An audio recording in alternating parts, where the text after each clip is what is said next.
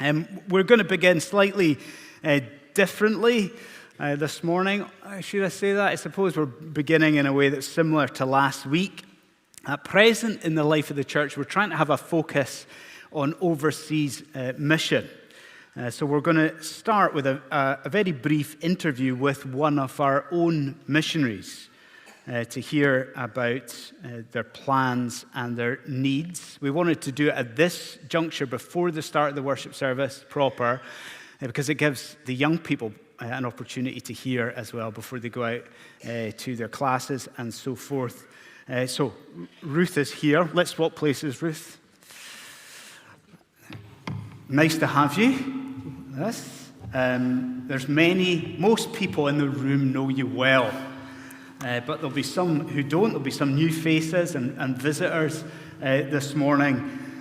So tell us a little bit about yourself, where you're from, and maybe your past experience with African Inland Mission as well, please. So I'm originally from Northern Ireland. I was a student here in Dundee 21 years ago, before spending time in Aberdeen, Uganda, and Shetland. After serving short-term with Africa Inland Mission in 2010, I have been a missionary with AIM since 2017.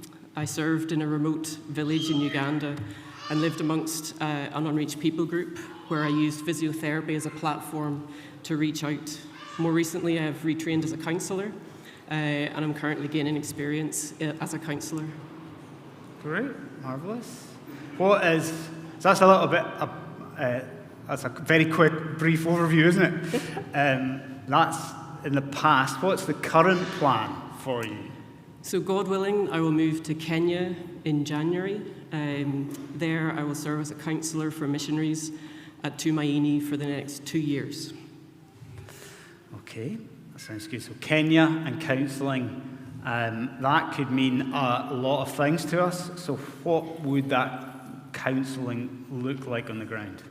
So missionaries work in countries and locations that can be difficult, where day-to-day life can be hard. Imagine a month where your solar panels don't charge your battery, so you have no electricity, your water stops running, the roads are bad, and then your car breaks down. You get sick or are in bed for 3 days, your normal coping mechanisms aren't available, you're managing. This is what you expected missionary life would be like, but you're holding on to the rope pretty tightly. And kids, you can watch the pictures of how this person's feeling on the mission field. Then after you thought you'd navigated how to cook on your charcoal stove, you burn your dinner. You feel like you haven't learnt any language. You can't communicate with your neighbour. It's hot. You get sick again. Your cat dies. Your profession isn't really known in this part of the world, so you have to explain what you do every day. You feel you haven't done anything that a missionary should have done because you've been so busy trying to survive. You aren't happily swinging anymore. You're feeling a little bit more like you're holding on for dear life. Then you get sick again. And then you're involved in an accident on the compound where you live, and 2 young boys die, and you weren't able to save them. You feel now like you're falling. And then you're diagnosed with an overactive thyroid and a benign thyroid tumour. Emotional battles can sometimes hit missionaries like a bus, but not always. Sometimes they can build over time without even a person realising it. And sometimes it can be both, a slow build and a bus. But in both cases, counselling can help. A counsellor can help you get back up on your feet, support you back up where you never thought you could stand again, and longer term, enable you to support others. And that is my story of counselling on the mission field. Another missionary described how she felt on her worst days as being trapped in a dark and narrow ravine. You know there's a sun up there, but you just can't see it. When Jan finally realised it was beyond her own ability to resolve her crisis, when the emotional pain was too much, she called AIM Care.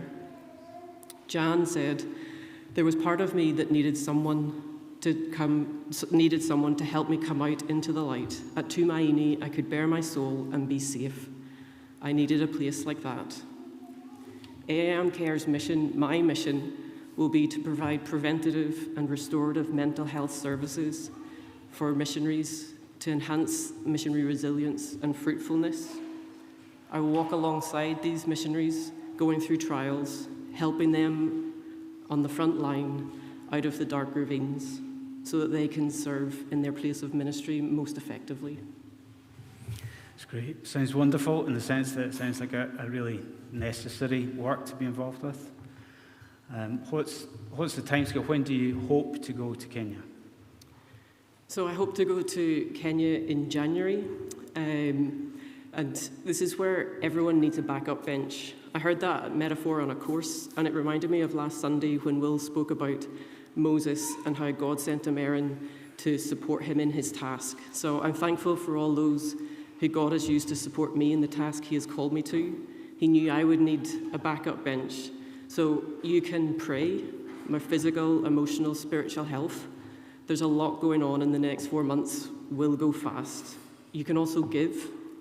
There's a need for other people to join this part of my backup bench. So to go in January, I need to raise the financial support by mid-November. And so currently there's a shortfall of £1,000 per month. So this is a large amount, but if I could break it down, that could be 10 people giving £100 a month. It could be 100 people giving £10 a month. Or it could be 54 people giving between £5 and £100 a month. And maybe you could consider being part of this piece of my backup bench.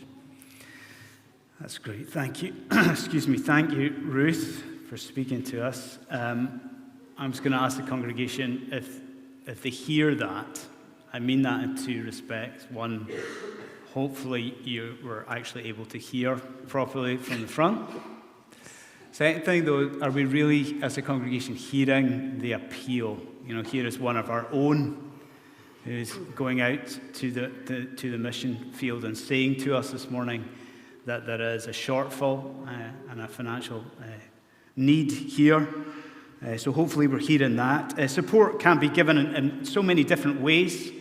Financial support can come in a variety of ways for Ruth and online, and if you want to do that, you can speak to Ruth, speak to myself afterwards. But we wanted this morning, in a sense, to take the bull by the horns. So our treasurer, Stuart, will be visible at the end of the service.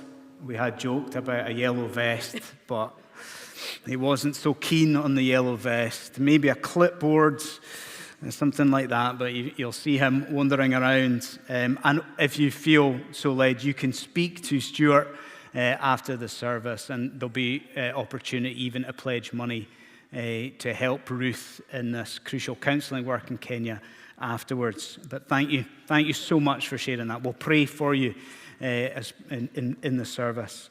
And I'm going to pass over just now to our Minister in Training, Chris, who will lead the service.